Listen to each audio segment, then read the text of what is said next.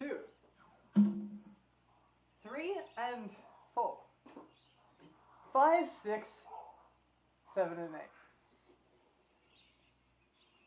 9. Wait, I haven't actually started. I actually haven't started the thing I meant to count before. So anyway, how is today was pretty good. I cosplayed Vriska, do you get it? Because like if Vriska and Terezi are dating, then like wearing it's like this joke that I always do where I'm like, I want to cosplay a character but I'm wearing the wrong shirt, so I make the joke be that they are dating the other character. And then they're wearing the shirt, and it's like, oh yeah, like because then if anyone says, oh that's a bad cosplay, you know, you're not wearing the right shirt, you're like, oh you just don't know what sex is, and that's the joke. Even though I don't know what sex is, and they probably do. But anyway, so here's my video about counting. This is my speech about counting.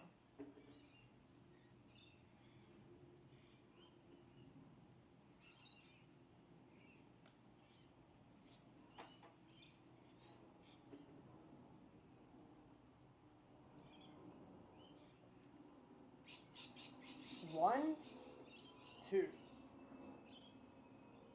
3 and 4, 5, 6, 7 and 8, 9 and even 10,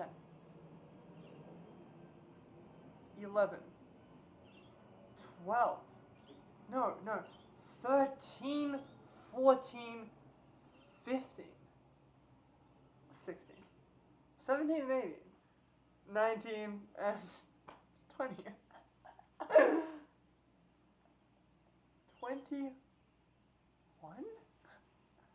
22, 23, 24,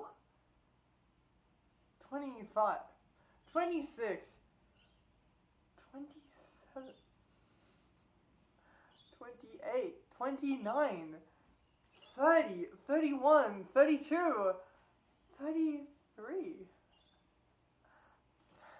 34, 35, 36, 37. Oh wait, how do I do this?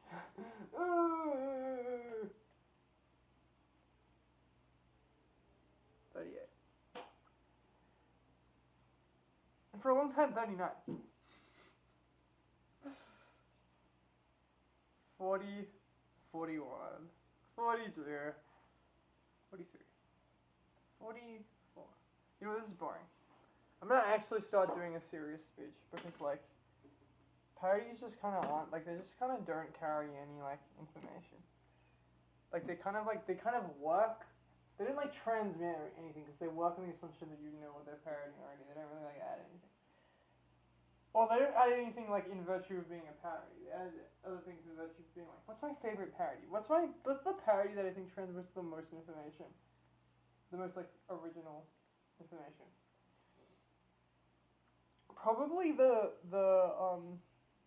loading ready run video, those games that we played because they like feel that they have to subtitle it in quotation marks with WoW satire, but it's not a satire of WoW. It's a satire of being addicted to World of Warcraft. Which is not a thing that I think, like, World of Warcraft is trying to identify with. Like, it's not like it's like, oh, we're making fun of how World of Warcraft has people addicted. Like, I don't know, it's just like, and it also isn't really a WoW satire. Like, they never mention anything that particular to the game WoW. Like, you could probably watch the whole thing without, like, even noticing. But it's the guy who, in Commodore Hustle Season 1, is canonically, like, super addicted to MMORPGs. Like, he's the one who's like, Jer, tell me, how long have you spent playing Resident Evil games? Well, there's like, and then Jer like says, anyway, it's basically, Yeah, you know what? No, if you're watching this YouTube channel, I'm forcing you to be interested in Commodore Hustle. There's just no way we're getting around that. And then Jazz like, between RE5, RE1, RE2, RE2 from the DS, RE3, and blah blah blah. And it's like, probably like, you know, a couple hundred hours. and then, oh, I don't even know what this character's fucking name is. He looks like a Jason, but like I can't take the name Jason seriously, because like I've never met like a real Jason. Like I probably met like a fake Jason. Like I probably met like a kid who just wasn't real named Jason. Like I swear there was this kid in my primary school named Mason, and that guy definitely wasn't real. And the reason why he wasn't real is because my memories of him, right? I talked to him one time. He was like 3 years younger than me or something. I talked to him one time at lunch because he was just like nearby, and I think I was playing Magic the Gathering with my friend. I actually was, and I remember he was playing his stupid Eldrazi deck, which would always win because it just had like cards that were like incomprehensibly good. It wasn't like well built. It just had like cards that like we didn't even know like what they did. But there was this kid, like he was just there, and I remember talking to him and being like, and he was like way younger than me, so I was like, oh, I should be able to like own this kid in like a conversation, and like I couldn't. And I think, like, what I came away with is, like, it was so bizarre to me that he was, like, outsmarting me somehow. That I was like, okay, no, there's just no way this happened. Like, I was trying to, like, I wasn't even trying to bully him. I was just trying to, like, make it clear that I was the alpha or something. And then he actually beat me at whatever I was trying to do. And I was like, yeah, no, that just didn't happen. Like, I just, like, couldn't render it. And then, like, years later... Like in high school, so I guess it was like 1 year later, like year 7. I was like, all right, screw this guy. I'm gonna. No. So I basically heard from my friend that kid was like racist to my friend, like straight up racist, like just like making fun of him for being like Vietnamese or something. And like I was like, dude, like that, like I thought he was so evil. I was like so because it was like my friend, or maybe it was about like my friend had gone through like a really bad primary school, like unbelievably horrible thing happened to him. I think it might have actually been that they were making fun of him for the horrible thing. Anyway, I was like, okay, this kid's just like actually evil.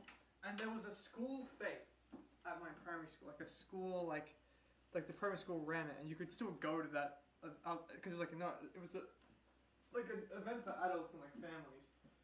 So you could still go to the fete even though you weren't like enrolled in the school. So I was like, oh, like, you know, I bet that fucking Mason kid is gonna be there. I bet that fucking Mason kid's gonna be there. And then I was like, dude, I'm gonna tell him that you killed yourself. Sorry, trigger warning. I talked about suicide, but like I was like, I'm gonna tell that Mason kid, like to teach him a lesson. I'm gonna tell him that you commit suicide. And it was like trying to get me to stop. I think like, everyone was trying to get me to stop, but I really wanted to do it. I thought I was like gonna be so just. I was like, no, I'm gonna do this for you. Like my friend's like, please don't do that. I'm like, no. You don't have to like be humble. You don't have to like apologize. You don't have to be like modest. Okay, I'll do this for you, because it's what's right. And then I think I saw him, but I remember that specific day, like I went with the same friend who he's like my best friend. I went with the same guy, the guy who I was playing Magic the Gathering with, and like the guy who I was playing Magic the Gathering had this like little like short round friend, like this little pit. I don't know what the word for it. You know when you have like a little friend where they're like a little bit shorter, but they're like your sidekick, like Robin from Batman. He had a little sidekick basically. He was like 1 year younger than us. But he was like a pocket rocket. Like he was like really smart and like really like fucking erudite or whatever. So he was like really funny. And I was like vibing with the shit out of this kid. I was in such a good mood. And I was like, dude, like, I think I told the kid that, or like maybe, I didn't even know. I swear it was just like, I used to lie. Like I used to be so good at, I used to be my favorite liar, I think. Like back in like high school. Like, I used to lie, but it was like, I don't know, it's like kids, like, when they like, know what's, like, morally pure and righteous about lying. Like, they just know how to, like, lie, and it's not like they know how to lie in a not bad way, they know how to lie in, like, a good way. Like, they know what to lie about. Like, I remember one of my like favorite. This will like always be my favorite memory, maybe, and like the most like fundamental part of my personality, is that like in primary school, there was this girl who was like, and I had a conversation with this about this to one of my best friends, and he had like something really good to say about it. I was like, okay, I guess I'm gonna not, because I was gonna do it in German as well. I'm gonna do it in German, and then I'm gonna finish the story. Okay, but I can only like. I can count to like, okay, I feel like I can only really count to 20 in German. I can count higher, but it'll be me like working it out for the first time based on like the rules. And I feel like that's not. But this is gonna be way funnier in German. Everything is funnier in German. Eins. Zwei. Drei. Und vier. 5, 6, 7, 8, 9, 10. 11. 12. 13. 14. Und 15. 16, 17, 18, 19, 20. Thank you. Alright, that was really bad actually. It could have been way funnier. I don't know. I didn't get I didn't get an emotional arc in there like I was meant to. Yeah, anyway, this kid. So yeah, my friend like basically he was like I remember explaining to her and I just didn't know how to tell she was lying. Like I just didn't know what I was a kid. I don't think you can tell what a lie is. And like she basically was this girl who just like would take me around like the areas like in the school, this one area. In fact, I think she was kind of doing like an elemental like magic system with it, where it's like you have like like safe zones. So she would only take me around one area. Like yeah, it was like you're safe here, like which just made like the whole school, like the landscape of the school, feel like it was like qualified. Like, it had, like, magic, like, areas where certain kinds of magic were stronger, but you couldn't, like, see it, but they corresponded to differences in the architecture, and it was, like, it just, sort of, like, so in, like, the most ancient, like, deep sense, like, reptile brain, like, sense in me, like, made me just certain that, like, this building material, like, emanated some force. Like, because it was, like, this one area was made out of this weird, like, kind of pebble concrete mixture. And it was like this pebble concrete mixture was like only in this area. And so I was like, oh dude, like straight up, fucking this area is magic. Like that concrete mixture. And also it was like, I don't know, it was just like very clearly sculpted, but it wasn't like a building. It was like a little like thing. I feel like I've already.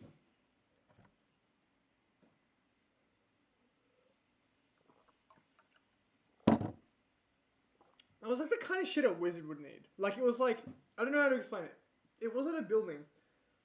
It was like a raised ground. It was like a deck. It was like a deck, but instead of wood, it was like this weird grainy stone stuff, which kind of already looked magic because it had like lots of different colored pebbles in it. And she like, that was like our safe zone, and so we were allowed to walk. Like I was allowed to walk around there, and she also made me believe. Like so, there was this kid, right? And she was like, she just convinced me that he could control the magpies, and that magpies were evil. Which I didn't actually, like, that's kind of, like, actually true. But I didn't know it was true, but I thought it was true because she said it.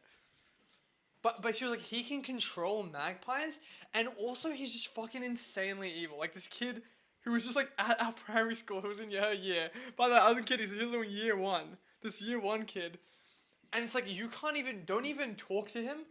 I'll talk, but like, don't even talk to him, but we need to talk to him because he's a great wizard. That was actually the rationale. I was like, there's this guy at our school who's completely evil. Don't talk to him, but I need to go talk to him because he's like the powerful wizard, but you're going to stand behind me and like not talk to him or make eye contact with him. So this kid, like, I was like, I was instilled with a level of fear that I could only equate to like a fucking kid who's like raised by KKK members, and like just like what they like it was just this purely like it was like bias equals magic. Like My Little Pony bias is magic. My Little Pony like being raised in a convent is magic. But I don't know what the word convent means, so I'm not gonna commit to that. But it was like because it was just like every bone in my body, bro. Just stop. Like this kid, he literally had this like icy presence around him, and she made him seem so cool. And I was like terrified of him because like it was literally Itachi from Naruto. Like I remember like I would like try and work out because he was actually I think it was maybe the even better thing was that he was actually an extremely strange kid. So he had so many elements about him that were like so out of place that I could easily map like my fear, my just like general fear, to like differential aspects of his his like mannerisms, like and his like personality. Like for one thing, he had a really long hair, like really long. He was like a boy, and he had really long hair, which was like in a ponytail. And it was like really long. And it kind of gave him this air of like being like a fucking Amish person. Like it just genuinely seemed like, cause this is the time where like I don't know, having like short hair was like extremely sporty or whatever. Or like the only like subcultures at the time were like, are you sporty or like other, or like play, or like just normally play. And like those are the only two subcultures I was aware of. But yeah, just like this like fucking. I don't know, and he would just always be on his own. Which, you know, I shouldn't, because his sister was in our year and she was kind of bullied. And I think they had, like, interesting parents.